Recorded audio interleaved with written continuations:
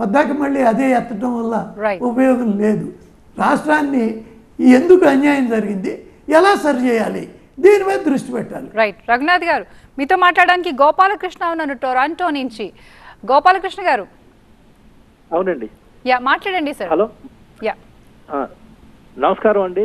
గోపాలకృష్ణ. నమస్కారం సార్. నమస్కారం గోపాలకృష్ణ. మోడీ గారి వల్ల ఏది భారతదేశం నుంచి ఎవరెవరైతే ఉన్నారో, ఇక్కడ భారతీయులు విదేశాలు ఎవరెవరైతే ఉన్నారో వాళ్ళందరికీ గౌరవాభిమానాలు పెరిగాన దానికి మాత్రం చాలా సంతోషిస్తున్నాం సార్ మేమందరం ఇక్కడి నుంచి. కాకపోతే మీరు ఆంధ్ర రాష్ట్రంలో ఇప్పుడు పోటీ చేసేటప్పుడు తెలుగుదేశంలో పొత్తు పెట్టుకోకపోయినా వీలైనన్ని స్థానాలు మీరు పోటీ చేసి ఓట్ షేర్ పెంచుకుంటే బాగుంటుందని చెప్పి మా అభిప్రాయం సార్. కనీసం మీరు కనీసం 10 సీట్లన్నా పార్లమెంట్లో పోటీ చేయండి, ఒక 20 సీట్లన్నా అసెంబ్లీలో పోటీ చేయండి. Thank you sir. Right. Thank you. మీ సలహాకి ధన్యవాదాలు. దీన్ని మా అధిష్టానం పరిశీలిస్తుంది. రైట్. రఘునాథ్ గారు, అంటే ఒక కంపారిజన్లో చెప్తున్నాను. ఇక్కడ తెలంగాణ ఆంధ్రప్రదేశ్ రాష్ట్రాల్లో, తెలంగాణలో ఎప్పుడైతే ఎలక్షన్స్ వచ్చాయో పక్కన కర్ణాటకలో కాంగ్రెస్ ఒక ఇంప్లిమెంట్ చేసిన what ever the success formula, అంటే కొన్నాళ్ళ వరకు కనిపించకుండా ఉన్న కాంగ్రెస్ తిరిగి పుంజుకొని అధికారంలోకి వచ్చింది. అంటే పక్కనున్న కర్ణాటకలో వాట్ ఎవర్ సక్సెస్ ఫార్ములా కొంచెం ఇంప్లిమెంట్ చేసినట్టు ఇక్కడ ఫ్రీ బీస్ కానీ వాట్ ఎవర్. సో అలాంటి బీజేపీ కూడా ఆ కైండ్ ఆఫ్ ఒక వేలో వెళ్ళొచ్చు కదా, ఒక సక్సెస్ ఫార్ములాని ఇంప్లిమెంట్ చేసి కనీసం పుంజుకోవచ్చు కదా ఏపీలో. ఇప్పుడు తెలంగాణ విషయమే కాసేపు మాట్లాడదాం. ఫస్ట్ తెలంగాణలో ఏం జరిగింది, మొన్న బీఆర్ఎస్ని రిప్లేస్ చేసి కాంగ్రెస్ వచ్చింది. ఆల్రెడీ కాంగ్రెస్ బీఆర్ఎస్ఏ ఫస్ట్ సెకండ్ పార్టీలు. ఓటు పర్సంటేజ్ కానీ సీట్ల లెక్క కానీ ఏ రకంగా చూసినా బీజేపీ థర్డ్ పార్టీయే. ఎక్సెప్ట్ పార్లమెంట్ ఎలక్షన్లో మాకు 4 వచ్చినాయి, కాంగ్రెస్కి 3 వచ్చినాయి. కానీ ఓటు షేరు కాంగ్రెస్కే ఎక్కువ వచ్చింది. కాబట్టి ఇవాళ బీఆర్ఎస్ పోయింది, కాంగ్రెస్ వచ్చింది. వేరేస్ మేము ఒక అసెంబ్లీ నుంచి 8 అసెంబ్లీ అయ్యాం. పర్సంటేజ్ ఆఫ్ ఓట్లు ఇవాళ 14-15% అసెంబ్లీకి వచ్చింది. రేపు పార్లమెంట్కి మేము ఇంకా చాలా పెరుగుతాం, డెఫినెట్గా సెకండ్ అవుతాం. అయితే నేను ఇక్కడ మీకు చెప్పొచ్చేది, ఇందాక చెప్పాను హిస్టరీ, ఒక్కొక్క రాష్ట్రం ఎలా పెరుగుకుంటూ వచ్చి మన పక్కన ఉన్న తెలంగాణ కూడా నేను ఖచ్చితంగా చెబుతా, ఈసారి కాంగ్రెస్కి పోటీ ఇచ్చేది మేమే. సరే, మాకు ఎవరో ఒకళ్ళు పోటీ ఉంటారు, బీఆర్ఎస్ ఉంటుందా, వీళ్ళు ఉంటారు.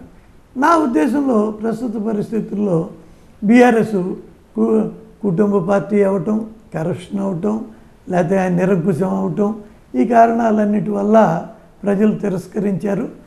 వాళ్ళకి భవిష్యత్తు ఉండదు. ఆ ప్లేస్లోకి మేము వస్తాం. నాగరాజ్ గారు ఉన్నారు నార్త్ కరోలినా నుంచి. నాగరాజ్ గారు. చెప్పండి, వినపడుతుందా? హలో. మాట్లాడండి సార్ రఘునాథ్ గారితో. రఘునాథ్ గారు ఎలా ఉన్నారండి? బాగున్నారా? బాగున్నా, చెప్పండి నాగరాజ్. మీరు మాట్లాడేది చాలా బాగుండిద్దండి. ఫస్ట్ ఆఫ్ ఆల్ అంటే చాలా స్లోగా నీట్ గా మాట్లాడతారు, పాయింట్ టు పాయింట్. సో నేను కూడా అలానే 2 పాయింట్స్ అడుగుదాం అని చెప్పి కాల్ చేశాను. ఫస్ట్ పాయింట్ ఏంటంటే, బీజేపీలోకి చేరే ముందు చాలా మంది సుజనా చౌదరి కానీ, సీఎం రమేష్ కానీ, మొన్న వేరే స్టేట్ల వాళ్ళు కానీ అవినీతికి పాల్పడతారు. వాళ్ళ మీద ఐటీ, సిబిఐ రైట్స్ పంపిస్తారు. Modi is clean, okay, that is for sure. Modi clean ఉంటారు, బట్ వాళ్ళ మీద పంపిస్తారు. ఇమ్మీడియట్లీ బీజేపీలో జాయిన్ అవ్వగానే ఇంకా అసలు వాటి మీద రైట్స్ కానీ ఏమి ఉండవు అనమాట. వాళ్ళ మీద సిబిఐ, ఐటీ రైట్స్ ఏమి ఉండవు అనమాట, కామ్ అయిపోతారు. సో దట్ మీన్స్ మీరు ఇప్పుడు ఇందాక ఎవరితో కాలర్తో మాట్లాడుతున్నప్పుడు అవినీతి పాలన అని అన్నారు. సో మీరు అవినీతి పాలనని ప్రోత్సహిస్తున్నారు. ఆ పార్టీలో జాయిన్ చేయగానే వాళ్ళ మీద క్లీన్ వెళ్ళిపోతుంది.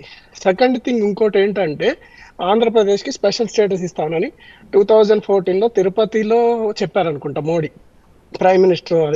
నేను యాక్చువల్లీ అప్పుడు మీరు టీడీపీతో అలయన్స్లో ఉన్నప్పుడు నేను కూడా ఓటు మోడీకి వేసాను. ప్రైమ్ మినిస్టర్ చెప్తున్నారు కదా, కాబోయే ప్రైమ్ మినిస్టర్ అని. ఇప్పుడు ఆయన మాట తప్పారు. అది 17th ఫైనాన్స్ కమిషన్ ఏదో చెప్పారు. సో సంహవ్ అది పోయింది. ఇప్పుడు నా ఓటు ఎందుకు నేను వేసి బెనిఫిట్ ఏంది అంటే మీరు చెప్పే మోసాలు అంటే లైక్ మాయ మాటలకి నమ్మి మేము ఓట్లు వేస్తున్నామా, లేదంటే మీరు వేయించుకున్న తర్వాత సేమ్ అందరి నాయకుల్లానే మోడీ కూడా మాట తప్పారా? స్పెషల్ స్టేటస్ ఇవ్వలేదు, రైల్వే జోన్ ఇవ్వలేదు, పోనీ స్పెషల్ ప్యాకేజ్ అన్నారు అది ఇవ్వలేదు. అసలు ఆంధ్రాకి జస్ట్ మొన్న ఏదో మంగళగిరిలో 2 days బ్యాక్ ఏం స్టార్ట్ చేశారు, అది మోడీ ఇచ్చింది ఏం కాదు కదా, అందరికి ఇస్తున్నట్టే ఆంధ్రాకి కూడా ఇస్తున్నారు. బీజేపీ ఏం తెచ్చింది స్పెషల్గా? ఏం తీసుకురాలేదు. నాకు ఈ 2 క్వశ్చన్స్ కి కొంచెం ఆన్సర్ చెప్తే క్లారిటీ వస్తుందండి. ఒకటి, అవినీతిని మీరే ప్రోత్సహిస్తున్నారు, that is for sure, because join చేయించుకోవడం వల్ల. జాయిన్ చేయించుకున్న తర్వాత రైట్స్ లేవు అసలు ఎవరి మీద. ఇప్పుడు అది ఒక నాగరాజు గారు, ఈ అవినీతి వాళ్ళని బీజేపీలోకి వస్తే రక్షణ దొరుకుతుంది అనేది ఒక మిస్కన్సెప్షన్. ఎందుకు అంటే ఆ కేసులు వేయి వావు సాధ్యం కాదు, అది జరిగేది కాదు. అలాగా అనుకుంటే వాళ్ళు బీఆర్ఎస్ని కూడా కలిపేసుకోవచ్చుగా, వాళ్ళు అవినీతి వాళ్ళేగా, కలిపేసుకోవచ్చుగా. లేదా కాంగ్రెస్లో ఎంతోమంది ఉన్నారు వాళ్ళందరినీ కలిపేసుకోవచ్చుగా. అది కానే కాదు. అది కొందరు ఇక్కడికి వచ్చిన ఆ కేసులు అవి జరుగుతాయి. అయితే టైం, ఇండియాలో కోర్టులు చాలా స్లోగా నడుస్తాయి. ఏదో 20 ఏళ్ళ తర్వాత ఏదో కేసు చంద్రబాబు మీద అప్పుడు 2000లో బిఫోర్ 2004 జరిగిన కేసు ఐఎంజీ భూమిలో ఏదో అది మన కోర్టులో వచ్చిందంట. అట్లా ఇక్కడ కోర్టులు ఏంటంటే కొంత ఉన్న సిస్టమ్ అది, దాన్ని ఎక్స్పీడియేట్ చేయడానికి కొత్త కోర్టులు పెట్టాలి, ఏదో చేయాలి చూస్తున్నారు. కాబట్టి బీజేపీలో చేరితే ఒక రక్షణ దొరుకుతుంది, ఇది టోటల్గా రాంగు. ఇకపోతే మేము ఇచ్చిన నాటికేమో మేము అదే ఉంది రొటీన్కి ఇచ్చిందే కదా అంటారు. ఎవరి ఆటికేమో అదెందుకు ఇవ్వలేదు ఇదేంది. అసలు మీరు ఈ 60 ఏళ్లలో ఎందుకు ఈ రాష్ట్రం ఇలా ఏడ్చింది, ఇలా సారీ అలాంటి మాట నేను అనకూడదు, ఈ దుస్థితికి ఎందుకు వచ్చింది?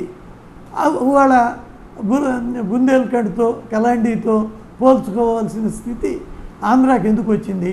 ఒక ధనిక రాష్ట్రం, బ్రిటిష్ వాళ్ళే 3 ఆనకట్టలు కట్టారు, గోదావరి, కృష్ణ, పెన్నా.